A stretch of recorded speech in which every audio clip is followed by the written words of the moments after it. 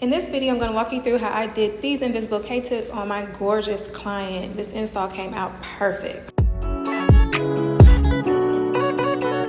looking for somebody I can call, looking for the only one I can get my own. Tell me that it's true. Hey guys, it's Chanel. I always start off at the shampoo bowl, then I blow dried my client and started to part her hair to prepare for the K-tip. So she got 30 inches of 300 grams of 26 inches Cambodian Wavy. And so I'm getting used to actually recording the tutorials again, so I end up skipping a lot of steps. But here I am showing kind of how I install. I use two different tools depending on whether I'm doing micro, nano, or regular K-tips. And this is just showing how I go about seamlessly adding it so it's virtually undetectable. Now, it's invisible. It says invisible, but the reality is, yes, you can see K-tips. They're not your hair, but there are different strategies and methods with invisible K-tips that allow it to be more hidden than the traditional K-tips. And then with invisible K-tips, you completely customize the density of each K-tip to match the density of your client's hair, so it allows them to have more flexibility. So depending on what your client wants, they can have it to where they can part it half up, half down.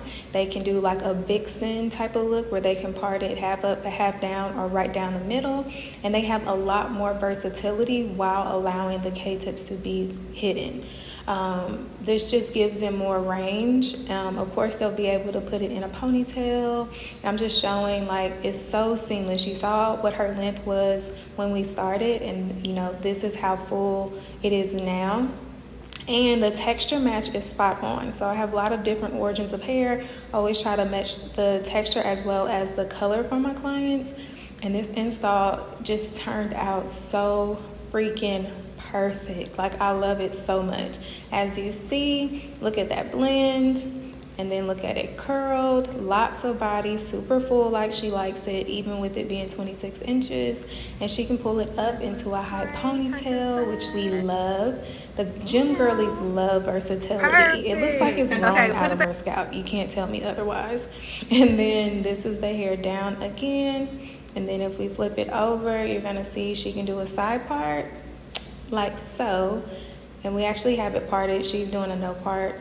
But then she can also do a middle part, which she's about to show now.